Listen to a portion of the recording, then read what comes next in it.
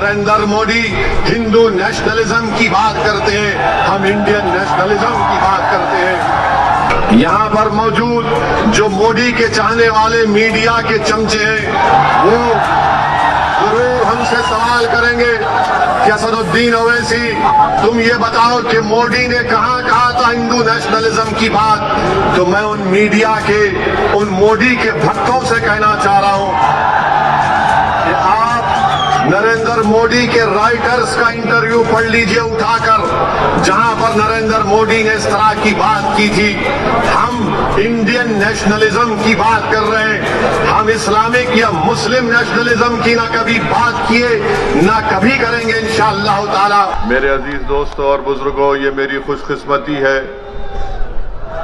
کہ میں دوبارہ اللہ سبحانہ و تعالیٰ نے مجھے اس تاریخی سرزمین پر آنے کا موقع دیا، اور اللہ نے مجھے یہ اعزاز بخشا کہ میں ایک ایسی غیور سرزمین پر بسنے والے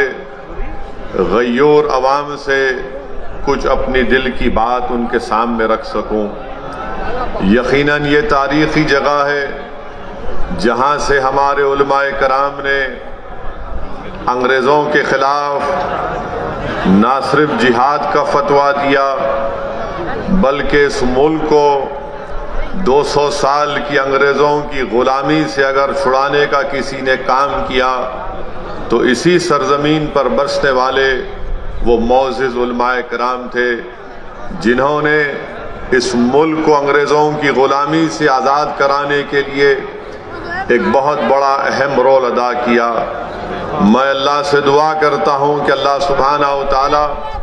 ہمارے ان تمام جید علماء کرام کو، ان مرحومین کو اللہ ان کی مغفرت کرے، اللہ ان کی خبر کو کشادہ فرما دے، اللہ ان کے درجات کو بلند فرمائے، اور اللہ سبحانہ و تعالی ہم تمام کو ان کا نیک نعم البدل بنائے، کیونکہ آج ہمارا وطن عزیز فرقہ پرستی کی لہر میں ڈوبا ہوا ہے۔ آج ہمارا وطن عزیز نفرتوں کی فضاؤں میں ڈوبا ہوا ہے۔ اسی لیے ہمارے بزرگوں کے قربانیوں کو ہم کو سامنے رکھ کر دوبارہ ہم کو جد و جہد کا آغاز کرنا ہے، اور جہاں پر ہمارے بزرگوں نے اس ملک کو انگریزوں کی غلامی سے آزاد کروایا،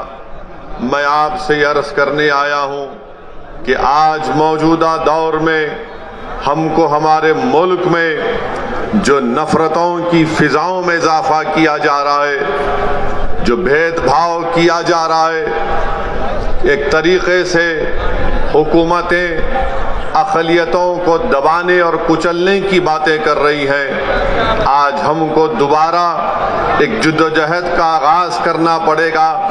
تاکہ اس ملک کو ہم فرقہ پرستی کے زہر سے پاک کر سکیں، تاکہ ہم اس ملک کو مسلمانوں کی نفرت سے پاک کر سکیں، تاکہ ہم اس ملک کی جو یہاں پر ہمارے بزرگوں نے آج سے 70 75 80 سال پہلے ہمارے بزرگوں نے نعرہ دیا تھا کمپوزٹ کلچر کا، انڈین نیشنلزم کا، آج ہم کو اس انڈین نیشنلزم کو بحال کرنا ہے۔ آج ہم کو اور آپ کو مل کر اگر ہم خراج عقیدت پیش کرنا چاہتے ہیں ریشمی رومال کے تحریک کے بانیوں کو، تو اللہ اگر ان کی روحوں کو زبان دے گا تو ریشمی رومال تحریک چلانے والے بزرگوں کی روحیں ہم کو آج پکار پکار کر کہہ رہی ہے کہ ہم نے اپنا سب کچھ قربان کر دیا، ہم نے مالٹا کی جیلوں میں مشکلات اور مصائب اور مشکلات کا طوفان کا سامنا کیا، آج وہ ہم سے پکار رہی ہے کہ جو طاقتیں آج اس ملک کو انڈین نیشنلزم کے بجائے